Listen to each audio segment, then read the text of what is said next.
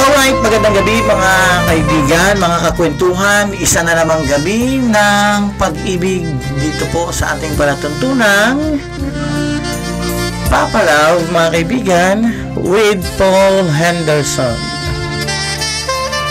Pogi problems, kumbaga. Ngayong gabi mga kaibigan ay January 8 taong 2021. Ang bilis ng panahon. Happy New Year sa ating lahat. At syempre marami pa rin salamat sa mga tuloy-tuloy na nagpapadala ng mga liham dito po sa ating programa at mga nagtitiwala po sa atin. Okay? So ngayong gabi mga kaibigan, pakinggan natin yung buhay ni Gemma. Ang tao mga kaibigan ay marami mong beses na madapa at masaktan. Patuloy pa din sa pagbangon dahil ganyan ang buhay, di ba? Maraming beses man tayong saktan ng mga taong binibigyan natin ng buong pagmamahal, hindi pa rin tayo napapagod na magbigay ng pagmamahal sa mga taong dumarating sa ating buhay. Pakinggan natin ang kwento ng isang story sender na naghahanap ng sagot sa kanyang katanungan. Ano nga ba ang dapat na masunod? Ang utos ng kanyang pamilya o ang sigaw ng kanyang damdamin? Pogi problems, kumbaga. Dear Papa Love, tawagin na lang po ninyo ako sa pangalang Gemma. Isa akong ina, Papa Love, na patuloy na hinuhusgahan ng ibang tao. At nagsimula ang aking kwento noong ako po ay 15 taong gulang pa lamang. Talaga naman napakabata. Easy go, lucky girl po ako. Isang estudyanteng uunahin ang kasiyahan kaysa sa mga gawain. Mga gawain sa school, walang pakialam kung bumagsak man o hindi. Umaga pa lamang, Papa Love, boses na ni Mama ang aking naririnig. Iyan ang gumigising sa akin. Ang palaging nagsasabi na maagang gumising, Papa Love, para hindi mahuli sa klase. Siguro dahil sa aking pagiging salungat ay hindi ko gustong palaging pinagsasabihan ako ni Mama na mapagalitan man lang. Ayaw na ayaw ko yung kinokontrol yung buhay ko, Papa Love. Kaya tumira ako sa bahay ng aking barkada. Para sa akin, mabuti pa ang ibang bahay dahil sa kanilang pamilya, kanya-kanya lang sila ng desisyon sa buhay. Umaalis ang kanilang magulang sa tuwing umaga at anong gawin o kahit anong gawin aking mga barkada ay walang pakialam ang kanilang mga magulang. Papa Love, sobra talagang feel ko at home. Feel niya daw yung kanyang bahay na hindi naman niya bahay. Nagagawa namin ang lahat ng gusto namin, Papa Love. At kahit na mag-inuman kami sa kanilang bahay, minsan nga ay umaga na kaming nakakauwi, sobrang okay lang sa kanyang mga magulang. Hanggang sa isang araw ay sinundo ako ni Mama sa aking tinitirahan. Umiyak siya noon, hinihiling na umuwi na ako. Ayaw niya raw na mapunta ako sa maling landas. Sa halip na sumama ay nagmatigas ako, Papa Love. Hindi ako sumama kay Mama sa pagtira ko sa bahay ng aking kaibigan. Pakiramdam ko ay nakuha ko ang kalayaan ko. Yun bang walang nag-uutos sa mga dapat mong gawin? Wala kang sermon na maririnig, kaya minabuti ko, Papa Love, na doon na lamang sa kaibigan ko at walang nagawa ang aking ina. Papa Love, hanggang sa tumigil na ako sa aking pag-aaral. Nagtrabaho ako sa isang bar. Noong mga panahong iyon, nakaramdam ako ng kasiyahan dahil sa perang kinikita ko gabi-gabi. Dahil din doon ay maraming customer ang aking nakilala. Isa na doon si Jerry, ang aking regular customer. Malaki ang binibigay niyang tip na natatanggap ko mula kay Jerry. At dahil sa kabutihan niya, na in love ako sa kanya, Papa Love. Naging kami ni Jerry at hanggang sa sinabi niya sa akin na tumigil na lang ako sa pagtatrabaho sa bar. Nagsama kaming dalawa, Papa Love. Umupa siya ng isang bahay. Naging masaya ako sa piling niya at dahil sa kanya ay binago ko ang aking buhay. Papa Love, isa siyang project engineer at hindi ko inaasahan ang babaeng tulad ko ay mamahalin ng isang enhinyerong kagaya ni Jerry. Matanda na siya ng 10 taon sa akin. Galing siya ng ibang probinsya na nakapunta lamang siya sa Palawan dahil meron siyang project. At yun nga, hanggang sa isang araw nalaman ko na lamang na nagdadalang tao na pala ako, Papa Love. Sobrang saya ko noong mga panahon na yun dahil magkakaroon na kami ng anak ni Jerry. Excited pa naman ako nung mga oras na yon na ipaalam kay Jerry na magkakaanak na kami, pero salungat sa inaakala ko noong malaman ni Jerry na buntis ako, sinabihan niya pa ako kung bakit hindi ako gumamit ng contraceptive. Papa Love, nabigla ako sa sinabi niya sa akin. Akala ko ay magiging masaya siya kapag nalaman niyang buntis ako sa aming unang anak. Pero hindi pala, at inaakala kong masayang katapusan ay hindi pala nangyari.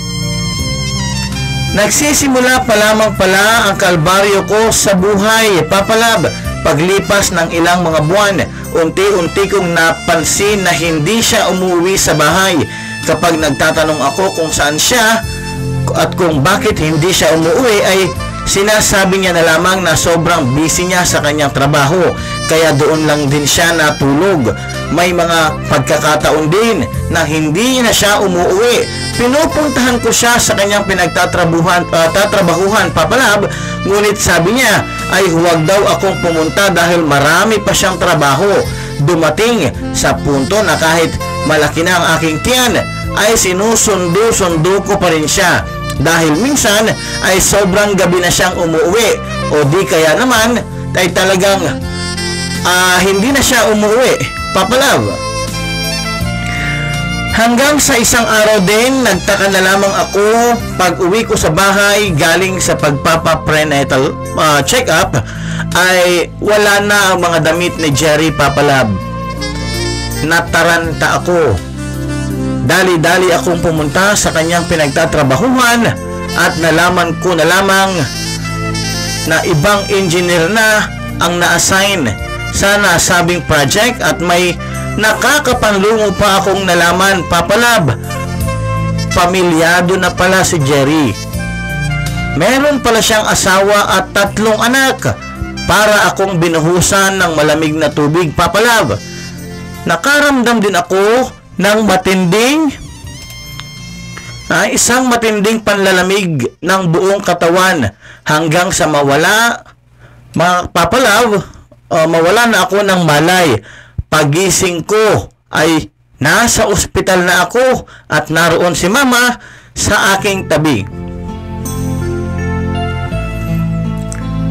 Papa Love, nalaman niya ang lahat ng kwento. Umiyak si Mama nung malaman niya na parang maiiyak na rin ako. Nung malaman niya ang kwento ko, Papa Love. Pero parang pati ako pero ng mga sandaling iyon ay parang wala pa ako sa aking sarili, kaya kinuha ulit ako ni Mama. Talaga naman, sa nanay ka pa rin talaga babagsak, ano? Commander Axel. Hanggang sa ipinanganak ko ang isang batang babae, Papa Love. Ewan ko ba, pero noong ipinanganak ko ang aking anak, sa halip na tuwa ang maramdaman ko ay nakaramdam ako ng pagkasuklam sa kanya. Suklam na suklam ako sa ginawa sa akin ng kanyang ama, kaya dahil doon ay hindi ako masayang dumating siya sa aking buhay. Sa aking pagkapanganak ay kinausap ko si Mama na kung pwede ay i-transfer sa kanila ang pangalan ng bata. Sa madaling salita, Papa Love, si Mama ang lumalabas na ina ng aking anak. Bumalik ako sa dati kong trabaho. Doon ay nakilala ko naman si Rodel. Pero bago yun ay prinangka ko kaagad siya dahil baka tulad nung una ay may pamilya rin ito, ngunit hinarap niya ang aking mga magulang at formal siyang humingi ng pahintulot kina mama at papa. Papalab, muli kong binuksan ang aking puso para kay Rodel at nagsama kami sa iisang bahay. Nasabi kong masaya kami sa aming relasyon at alam ko sa sarili ko na siya na ang lalaking para sa akin. Pero Papalab, isang pagising ko o isang araw pagising ko, wala si Rodel. Wala ang kanyang mga gamit. Tanging sulat lang ang naiwan sa kama namin ni ate. Laman nun ang paghingi niya ng tawad at pamamaalam, Papalab. Nang mga sandaling yun, Papalab, hindi ko maipaliwanag ang sakit na nararamdaman ko. Na itanong ko sa sarili ko, saan ba ako nagkulang? Ginawa ko naman ang lahat, Papalab, para maging isang mabait na asawa. Galit na galit ang mga magulang niya. Ang aking mga magulang, sabi nila kung makita man nila si Rodel, baka mapatay siya ng aking ama. Papalab, ibinuhos ko ang panahon sa pagtatrabaho para sa mga anak ko na lamang. Nagpursige ako sa Maynila. Ibinigay ko lahat ng aking panahon sa pagtatrabaho. Ilang taon ko ding nilunod ang sarili ko sa pagtatrabaho hanggang sa muli akong nakatagpo ng isang taong muling magpapatibok ng puso ko. Si Ben. Pangatlo na ito. Axel. Papalab, maraming beses akong umiwas sa kanya. Kahit anong lapit at tangkang pakikipag-usap sa akin, ginagawa ko lang lahat para lang hindi kami magpang-abot. Pero sa paglipas ng panahon ay muling nabingwit itong marupokong damdamin. Okay, yung mga nanonood ngayon pwede kayong magpadala ng inyong mga komento dito. Pwede kayong magpadala ng inyong mga payo para kay Gemma, lalo na yung mga single mom din dyan na may mga kahalintulad na karanasan nitong si Gemma. Okay? Papalab, masasabi kong ibang klaseng tao si Ben. Ito na si Ben, yung pangatlo, di ba? Napakabait nito, maalaga, at sa halip na inuuna nito ang sarili niyang kapakanan, ako pa ang inuuna niyang inaasikaso. Ibang-iba si Ben, Papalab, kumpara sa dalawang lalaking dumaan sa buhay ko. Pero sa puntong iyon ay hindi na nagustuhan ang pamilya ko ang nangyari sa akin, Papalab. Nagalit sila nung nalaman nilang muli akong nagkaroon ng kasintahan. Papalab, sinabi pa ni Mama na kapag ipinagpatuloy ko ang relasyon namin ni Ben, ay kalilimutan ko na lamang daw na may pamilya pa akong uuwian.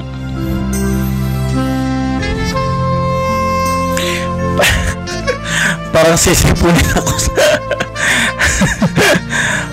Hindi ko alam ang gagawin ko, Papalab. Ano po ba ang dapat kong gawin? Susundin ko ba ang kagustuhan ng aking pamilya o uunahin ko ang isinisigaw ng aking puso? Sana po ay matulungan ninyo ako. Maraming salamat at hanggang dito na lang, Gemma. Okay, maraming salamat sa iyo, Gemma, sa pagbahagi ng iyong kwento. Well, para sa akin, walang payo ng isang ina na maghahatid sa iyo ng kasamaan. Okay? Hindi lang ina, pati ng iyong ama. Hindi mo masisisi ang iyong mga magulang sapagkat dalawang beses ka na rin kasing naging biktima ng dalawang lalaki. Dalawang maling lalaki sa iyong buhay. Kaya para sa akin, susundin ko na lamang yung aking mga magulang. Lalo may dalawa ka ng anak. 'Di ba? May mga mag-aalaga na rin sa'yo pagdating ng panahon. Ibuhos mo yung sarili mo sa trabaho. At mas maganda na siguro nga kung baka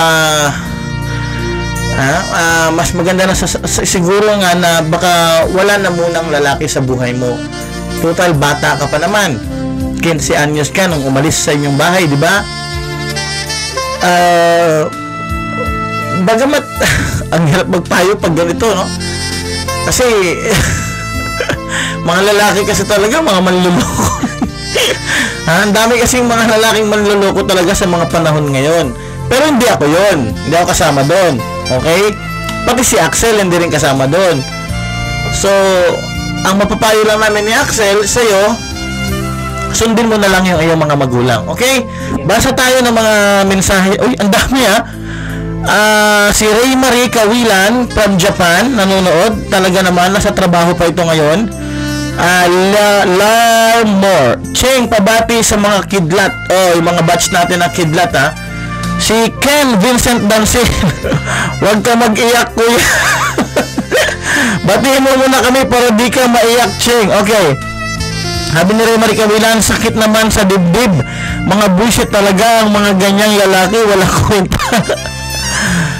Napaka-bitter mo naman, sabi ng aking kabatch. Pabati, Cheng. Baka mga alien yan. Si Ben 10 yan. Sabi ni Axel. Naiyak ka na, sir po. Ang dapat niya gawin, wag na siya marupok.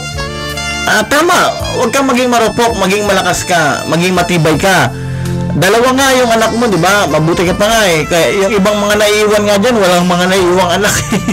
Hindi, biro lang. Kumbaga, darating yung panahon kasi na hindi mo na kailangan talaga yung lalaki. Katulad sa mga sitwasyon na yan. May mga anak ka na, kumbaga, sa kanila mo na lang ibigay yung mundo mo, yung buhay mo, paikutin yung oras mo at sa iyong mga magulang. Hindi mo sila masisisi. 2 beses na nangyari sa iyo, di ba? So, hindi ka nila nililigaw ng landas. Nais lang nila na matuto ka na sa mga nangyari sa buhay mo. Okay? At walang makakapagsabi kung talagang magiging kayo nung huli mong nakilalang si Ben, yung huli mong naging boyfriend. Pero alam mo yun, kung mahal ka niya talaga, maunawaan ka niya at ipakita niya sa mga magulang mo na talagang dapat siya para sa'yo. Muli, mga kakwentuhan, ito po ang inyong Papa Love na naiyak sa kwento ni Gemma ngayon. Live pa naman tayo.